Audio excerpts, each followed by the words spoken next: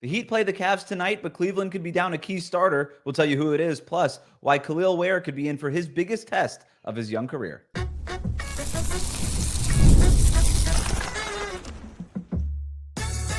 You are Locked On Heat, your daily Miami Heat podcast, part of the Locked On Podcast Network, your team every day. All right, welcome to Locked On Heat, your daily podcast on the Miami Heat, whether you're tuning in on YouTube or your favorite podcast app. Thanks for making Locked On Heat your first listen every day. I'm Wes Goldberg, and today's episode is sponsored by Gametime. Download the Gametime app, create an account, use the code LOCKEDONNBA for $20 off your first purchase. Got a little pregame episode for you today. Heat Cavs tonight, 7:30 at Kaseya Center. Going to get into some of the key matchups and best bets, but before we get into all of that, we've got some news on the Jimmy Butler trade front. The Warriors might be warming up to the idea of trading for Jimmy Butler. This, according to The Athletic, Marcus Thompson and Anthony Slater reporting on Wednesday that the Warriors, even though that they were quick to dismiss the idea of trading for Jimmy Butler in the past, and were worried about how Butler might fit into that locker room, now that Jimmy's price has potentially gone down here, they were reporting, quote, team sources have downplayed their recent involvement in conversations with the Heat, but there's been a noticeable increase in intrigue from the front office about the idea of Butler at a bargain, end quote. Going to tackle this from the Heat side of things and from the Warriors side of things. First with the Warriors. I get it. I get why they were concerned about adding Jimmy Butler to that locker room. And now I also understand why they'd be looking at, well, if you're kind of giving them away, we kind of have to do it. So a few weeks ago, Steph Curry, Steve Kerr, Draymond Green, all in various places and at times said, look, we're not going to mortgage our future to try to maximize the present if we don't feel like that move gives us real championship credentials and potential here. And I believe them. I actually, I think having covered that organization for a few years, they are very good at getting on the same page and sticking to talking points. But that to me was more than a talking point. That to me was actually sort of a mission statement that told us, hey, we're not going to trade all of our draft picks. We're not going to do what the Phoenix Suns did. We're not going to get ourselves into trouble and potentially sabotage the future. And while I could disagree with that, because I think after Steph Curry, I don't know that the Warriors have much of a future to begin with, but I understood it and I believed it. Well, that was back when maybe the price for Jimmy Butler included Jonathan Kuminga and draft picks and all this other stuff. But now that the Heat are so clearly motivated to turn the page on Jimmy Butler, that price has gone down. And if the Warriors can kind of have their cake and eat it too, where, look, we don't have to get rid of Jonathan Kuminga. We don't even have to get rid of like a ton of these draft picks. Maybe it's just one or two. And we get to keep all the young players who we like. And we get Jimmy Butler, and it doesn't cost us a whole lot. How do we not do it? Right? You almost end up in a spot where you're just looking at what the potential trade package could be and say, is it almost malpractice not to do it? And so the on-court fit, I think, works really well. Jimmy Butler is all of the things that the Warriors are not and need. The Warriors are inefficient. They turn the ball over too much. They don't get to the foul line hardly ever. They don't score at the rim. They have questions defensively, even when Draymond Green is in there. Jimmy Butler, when he's engaged, is a very good defender still. And at times has been used even this season on opposing lead ball handlers. You have him with Draymond backing him up. That to me is the backbone of a really strong defense. Offensively, he can obviously play make, get Steph Curry off the ball, less reliant on Draymond Green for those situations. The Dennis Schroeder thing has not worked out as a playmaker to Steph Curry because the size is a concern when you have Schroeder and Curry in the backcourt. Not a problem with Jimmy. He's huge, not an issue. And when you get him in the low post, he can facilitate from there too. And we've seen past Warriors teams, dynastic teams, they oftentimes would run their offense through the post. We always think about those Warriors as three-point shooting and all that stuff. The way they got to those three-point shots aren't like how the Celtics are doing it now, where the Celtics are sort of 5 out, outside out, right? They start outside, they shoot from outside. For the most part, the Warriors were very much start in the post, kick out. They would run post splits with Klay Thompson and Steph Curry, and then like Zaza Pachulia or Andrew Bogut or David West or these guys or Draymond would get into the post and then kick out to those guys. Jimmy Butler can do that.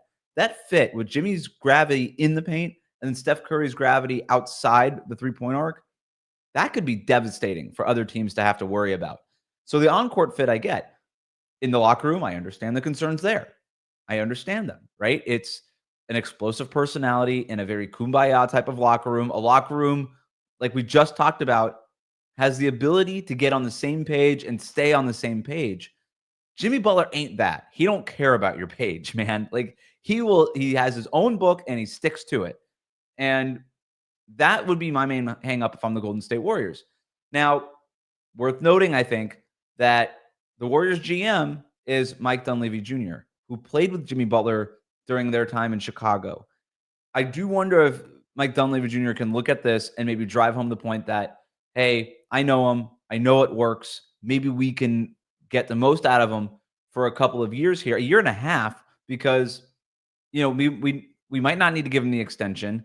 He might just opt into this $52.4 million contract next year anyway. And then after that, we could be off the hook, or he does what he just did to Miami and we trade him anyway and whatever.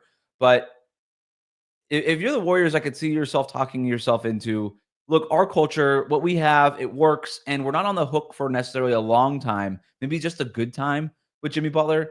And if you're not willing to mortgage the future and throw Jonathan Kuminga and all these draft picks and all that kind of stuff into a deal, like if it's just Andrew Wiggins and some salary filler, it almost feels like, how do you not do it? Because the basketball, like the on-court returns could be so good where it's almost like, how do we not do this? So for the Warriors, I understand both sides. For the Heat, I would be ready to send him to the Warriors right now because it sends him to the Western Conference. And I think that could be really important for Miami. If I'm the Heat, I don't want to see this guy. I don't want to see this guy multiple times a year. You see him once or twice if he's in the Western Conference. No harm, no foul. You're not going to run into him in the playoffs and have to worry about that potential embarrassment. You don't want that.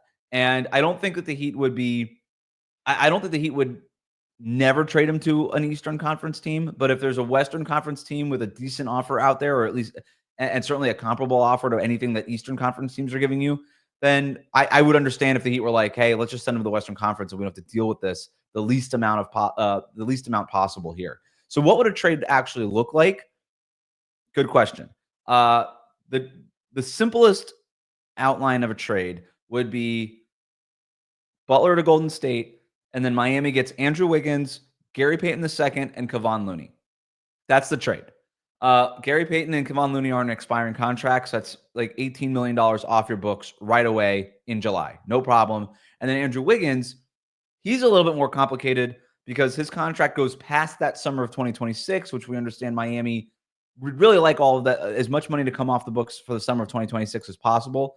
Now, we've also heard that they might have loosened their stance on that a little bit here, but I do think that would be ultimately what they'd like to do. But then again, like Andrew Wiggins is a good player. He's not a great player. He's not even really what he was during their championship run in 2022 anymore.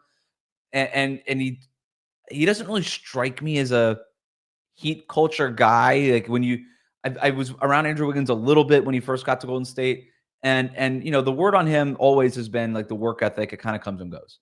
And I don't know that necessarily will fly with Miami, but at the same time, you can't deny the physical traits. He'd plug into the Jimmy Butler vacancy right away. He's a good defender, and he has the potential to pop off offensively. It would be worth it potentially. And he's not on a bad contract, even though the contract goes through 2026. He's still only making less than $30 million a year. So it's a pretty decent contract, and not immovable either. If you get to 2026 and you're trying to clear some cap space, he'd be expiring at that time. I think it would be pretty easy to move him. Could they get a pick? A couple of picks. That's what I would be asking for. If I'm Miami, I got to get one first-round pick out of this. I'm not getting Jonathan Kuminga. That's probably off the table. Unless the Warriors really want to move Jonathan Kuminga, which I don't get the sense that they want to do that. But can I get one first-round pick?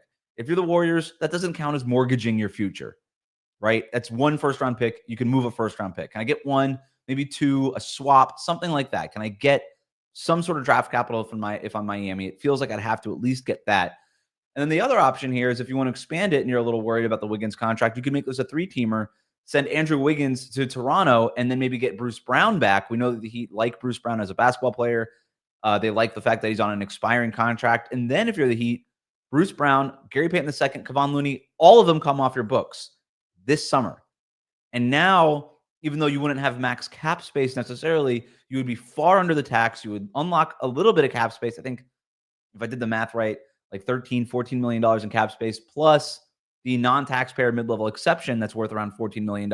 So you can add kind of what the Clippers did last year when they let Paul George walk away for nothing. They didn't absorb the space to get another max player when they let Paul George walk just because of how the salary cap works. But they did create the flexibility to sign like 3 or 4 good role players who have really helped them. And I think if you're Miami, that's what you would look for. Get these contracts off the books, and then we can either re-sign some of these guys if we want, right? If you really like Bruce Brown, maybe you can re-sign him. If you really like Kevon Looney as a backup center, you can re-sign him, whatever. And then potentially go out there and get some of these guys in free agency potentially. So we'll see what ends up happening. That's the latest on Jimmy Butler. Let's get to the game. Heat Cavs tonight. I think this is going to be Khil Weare's biggest test yet during his rookie season. We'll talk about that next year on Locked On Heat. Today's episode is brought to you by Gametime. Attending NFL playoff games is an unforgettable experience that brings fans together. I remember the excitement and energy of a playoff game that I attended last year. I'm looking forward to making new memories this season. Gametime is a new feature called Gametime Picks that makes getting tickets for events even easier. It filters out all the fluff to show you only incredible deals on great seats so you don't have to waste time searching through thousands of tickets. I recently used Gametime Picks to find tickets for an upcoming NFL playoff game. Browsing through the deals was simple, and I found great value for all kinds of seats around the venue. The Super Deal was especially impressive, offering the best value for the event. The app's features like seat views before you buy and all-in pricing with no surprise fees at checkout made the experience smooth and reliable. Plus, the on-time ticket delivery and lowest price guarantee gave me peace of mind. So take the guesswork out of buying tickets with Gametime. Download the Gametime app, create an account, use the code LOCKEDONNBA for $20 off your first purchase. Terms apply. Again, create an account, redeem the code LOCKEDONNBA, LOCKEDONNBA for $20 off. Download Gametime today. Last minute tickets, lowest price guaranteed. Thanks again for making Locked On Heat your first listen every day. Your favorite NBA team is a free daily newsletter. Introducing the Locked On Heat newsletter. One stop for ultimate Heat and league coverage with local analysis and amazing writing from Katie Heindel, Mike Shear, and Locked On Fantasy Basketball tips from Josh Lloyd. Sign up for free now at LockedOnDaily.com. Injuries, key matchups, and best bets all coming up. Heat Cavs tonight, 7:30, Kaseya Center. Jimmy Butler still serving his indefinite suspension, so obviously he's not going to be a part of this. The Cavaliers, meanwhile, arrive in Miami having lost 3 of their last 4 games. So this is a team trying to get off the schneid a little bit. Still one of the best records in the league. Still qualitatively and by record, one of the best teams in the league, right? Like this is a real threat despite their little skid here. They are going to be without a key starter, though. No Darius Garland. He's being given the night off because of rest purposes. You get it, having watched them. This guy is probably in need of a little bit of rest. So he's getting the night off.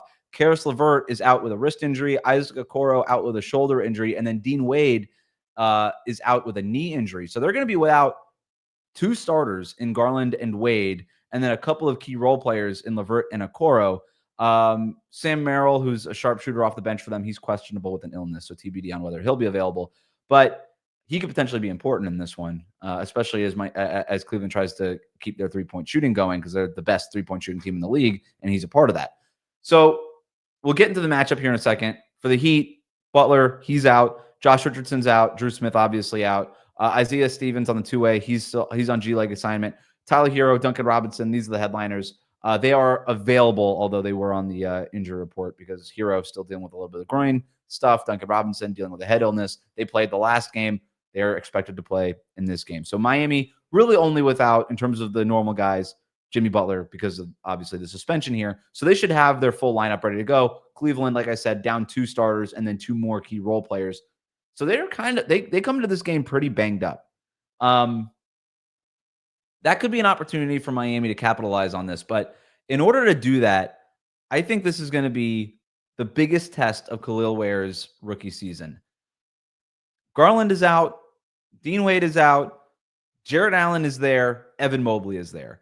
This is, and I've talked about Cleveland as sort of the model for Bam Adebayo and Khil Weare in the past. I am so excited to watch those 2 front lines go head-to-head. There is no doubt that Cleveland is the better front line. They have more time together. Jarrett Allen and Evan Mobley have really hashed out a chemistry here. And none of them are rookies. And Khil Weare, as impressive as he's been, is a rookie.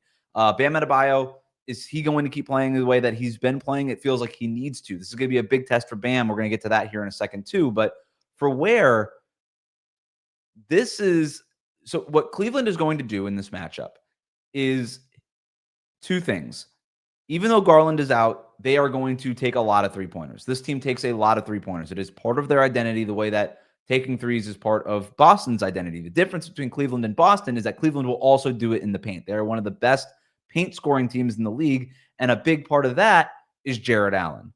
Jarrett Allen has been awesome for this team. Donovan Mitchell has also been great in terms of a driver getting to the basket, but Jarrett Allen, 7-footer, was really good touch in and around the near and around the rim, right? Even like 5, 6, 7 feet out. He's got a little push shot floater that can get in that he hits at a high rate.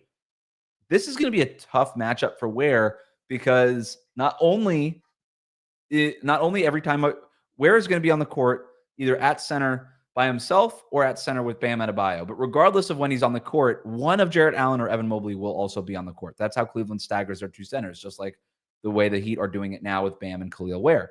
So every time Weare is on the court, he's looking at a guy in Jarrett Allen, who's a former All-Star, or Evan Mobley, who is probably going to play second in Defensive Player of the Year this year and could be an All-Star this year.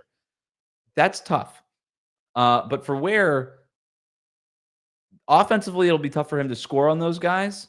Defensively, he's really got to have his wits about him in terms of his pick and roll coverage. This is the thing that coaches, when you talk to Heat coaches, they keep talking about Weare and his pick and roll coverage. And when that gets to a high level, they're really excited about that. It's good enough now for him to get on the court and start. It's not at the level, obviously, that they want it at, nor should it be. It's, he's only a handful of games into his NBA career. That's why this is going to be the biggest test, is because Cleveland is one of the best pick and roll teams in the league. Jarrett Allen might be the best pick and roll big man finisher in the league right now, based on his points per possession. His numbers are off the charts right now. That connection between Garland and Allen and Mitchell and Allen has it's been rinse and repeat for Cleveland all season long. And so this is going to be where they run that pick and roll, but they also have a ton of spacing on the floor in Cleveland. So it's going to be on Weare to defend in space, and that's going to be the tough part here. I think the Heat will dabble with a little bit of zone, but then again, you can't rely on the zone because Cleveland is so deadly from outside the three-point line, where those three-point shooters could bust that zone really quickly. Max Strus, Sam Merrill, Donovan Mitchell, like if they get it going from three-point range, that zone gets busted real quick. So I think they'll dabble in it, but I don't think they're going to rely on it, which means that Khil Weare is going to have to be on his P's and Q's in terms of his pick and roll coverage. He's going to have to have his positioning right. He's going to have to be aggressive. And then on the boards, Cleveland is a really good rebounding team. You're going to have to see Weare get really physical against Allen, really physical against Mobley. Those guys are bigger, stronger, more experienced than he is. This is going to be a very tough matchup for Weare. Excited to see how he'll fare against it.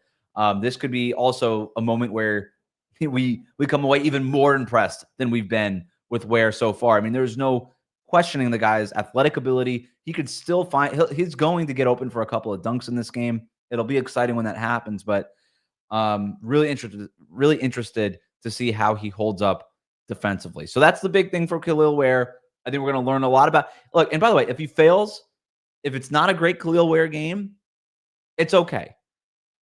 A big reason why Cleveland has looked like the best team in the league for long stretches of the season is because of this front line. If Khil Weare looks like a rookie against this front line, that should be the expectation going in. So if it's a bad game for Khil Weare, we are not going to freak out on the post-game show for it.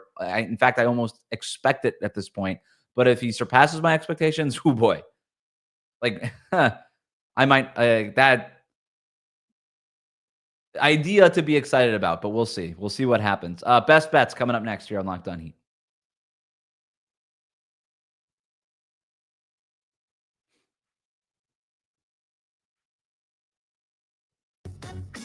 Thanks again for making Locked On Heat your first listen every day. Best way to support the show, like and subscribe on YouTube. Follow us on your favorite podcast app. David Ramil, my co-host, and I will be back after the game with our post-game reactions, hopefully handing out some credit cookies. So make sure that you check your feeds after the game later tonight. Let's get to our best bets. FanDuel best bets. You can go to FanDuel Sportsbook. And check these out. The Cavaliers are 7-point favorites over the Heat. They are 1-0 this season without Darius Garland. So even though Garland is out, that doesn't mean that they cannot win games. 1-0, not exactly a huge sample size, but whatever. 7-point favorites. Give me the Heat. Give me the Heat as 7-point dogs in this game. I think that's too many points. I think the Heat have a chance to win 3 straight games here. I think they found a formula in that game against the Orlando Magic. The Magic similarly big as the Cavaliers, right? The Cavaliers are a better version of this, but Orlando is also big, and Miami figured out a way to score against that team.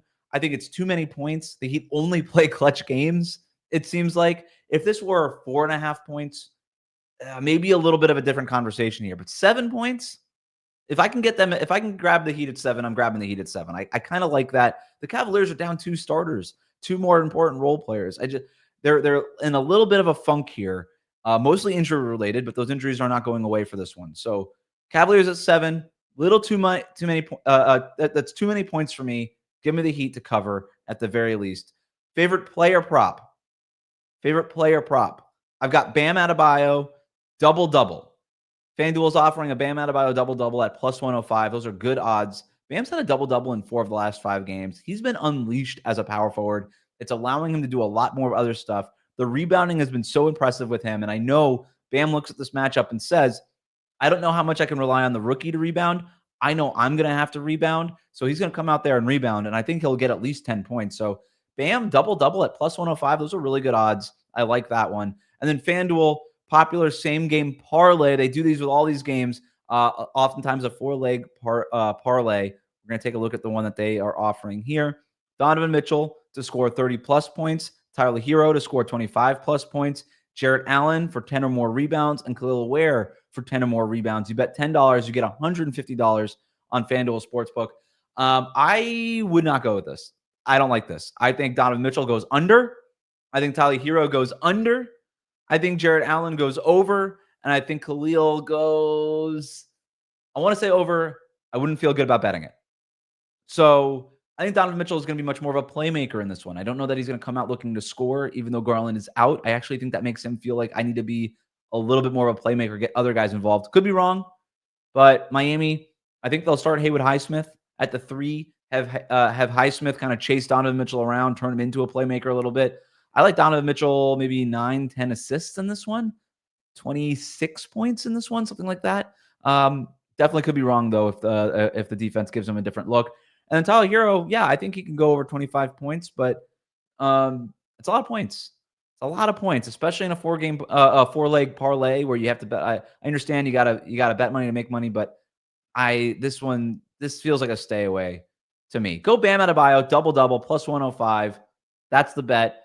And then give me the Heat covering 7-point dogs. I like them. Give me the points there. Thanks for making Locked On Heat your first listen every day. Like, comment, and subscribe on YouTube. Follow us on your favorite podcast app. We will be back with our post-game reactions later tonight.